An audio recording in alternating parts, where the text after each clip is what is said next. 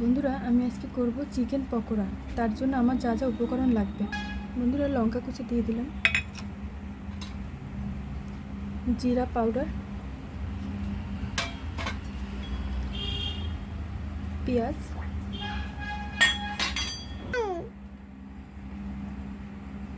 পরিমাণ মতো নুন,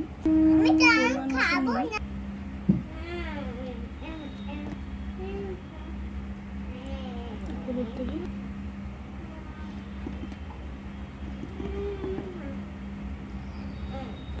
শুকনো লঙ্কা দেবো, অর্ধেকটা গন্ধরাজ লেবুর জুস দেবো, নুনটা দিয়ে দাও, নুন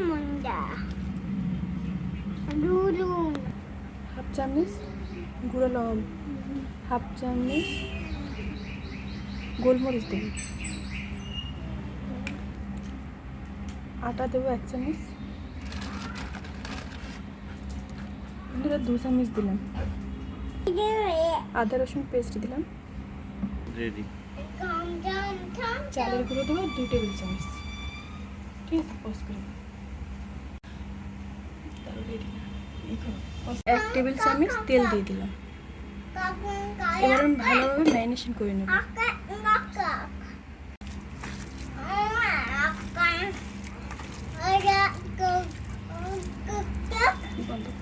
আমার ভালোভাবে ম্যারিনেট করা হয়ে গেছে। আমি এখন ঢাকা দিয়ে রাখবো নর্মাল ফ্রিজে হাফ ঘন্টার মতো।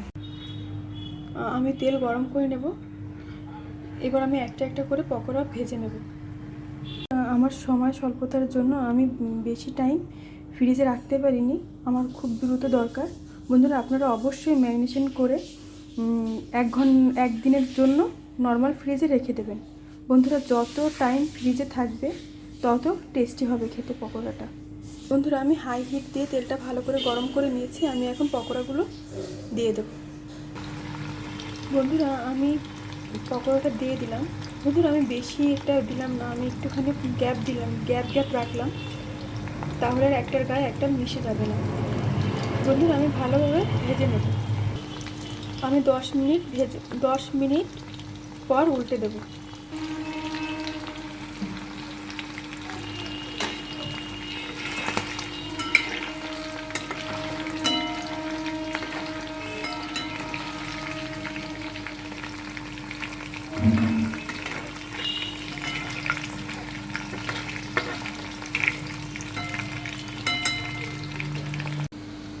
বন্ধুরা এবার আমি তুলে নেব।